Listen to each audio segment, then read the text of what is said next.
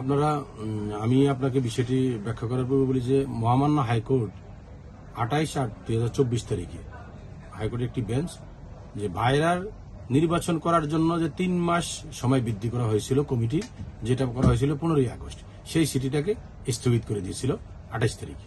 28 তারিখে এই মহামান্য হাইকোর্ট 6 মাসের স্থগিতাদেশ দেওয়ার ফলে ভাইরার এক্সিকিউটিভ কমিটির যে নির্বাচনটা পরিচালনা করতেছিল সেটা কিন্তু আলটিমেটলি স্থগিত হয়ে গেছিল। পরবর্তীতে সময়ে এই হাইকোর্টের আদেশ পাওয়ার পরে বর্তমান যারা এক্সিকিউটিভ কমিটিতে আছে, যারা নির্বাচনের কার্যক্রম পরিচালনা করতেছিল, তারা এই মহামান্য চেম্বার জজে একটি সিপি ফাইল করে। আজকে ওই সিপিটা শুনানি হয়। আমাদের সাথে senior advocate Joynal Abedin sir, Ruhul Quddus Kajal এবং কাজী কামরুল ইসলাম সদস্য আমরা শুনানি করি। উভয় পক্ষকে শুনে এবং বিবাদী পক্ষে রিট পিটিশনারদের পক্ষও ছিল, উভয় পক্ষকে শুনে মহামান্য হাইকোর্টের যে আদেশ ছিল 28 তারিখে সেটাকে 8 সপ্তাহের জন্য স্থগিত করে দিয়েছে। যেহেতু হাইকোর্টের আদেশটা স্থগিত করে দিয়েছে চেম্বার জজ আদালত, ভাইরার যে নির্বাচন, এক্সিকিউটিভ কমিটির যে নির্বাচন করতে আর কোনো বাধা থাকলো না। আলটিমেটলি আসলো যে ভাইরার নির্বাচন পরিচালনা করতে এখন আর কোনো বাধা নাই। ঢালাইয়ে দৃঢ়তা, নির্মাণে নিশ্চয়তা, প্রিমিয়ার সিমেন্ট, ঢালাইয়ের রাজা।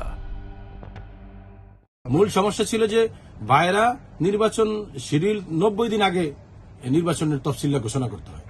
তো এই যে আনঅ্যাভয়েডেবল যে সার্কামস্ট্যান্স কারণে 14ই সেপ্টেম্বর নির্বাচনের তারিখ ছিল, তখন তারা বলছে যে যেহেতু পট পরিবর্তন হওয়ার কারণে এই নির্বাচনটা সম্ভব না, তাহলে আমাদের সময় বৃদ্ধি করা যাক। তো ভাইরার এই যে ট্রেড অর্গানাইজেশন অ্যাক্ট 22-14 দ্বারাই কিন্তু স্পেসিফিক বলা আছে যে যদি নির্দিষ্ট সময়ের ভিতরে নির্বাচন না করতে 6 মাস সময় বৃদ্ধি করা যাবে। তো ওই 6 মাসের পরিবর্তে তারা 3 মাস বৃদ্ধি করছে, আইনে যেহেতু আছে। কিন্তু এই বিষয়টা হাইকোর্টে ক্লিয়ার না করে তারা রিট পিটিশনটি দাখিল করে এই স্টেটা নিয়েছিল। আজকে চেম্বার জজ আদালত সেইটাই বলছে যে যেহেতু আইনে আছে 6 মাস এর ভিতরে সময় বাড়ালে নির্বাচন করতে পারবে, তো 6 মাস বাড়িয়ে দিচ্ছে। এটা তো অবৈধ কিছু নয়।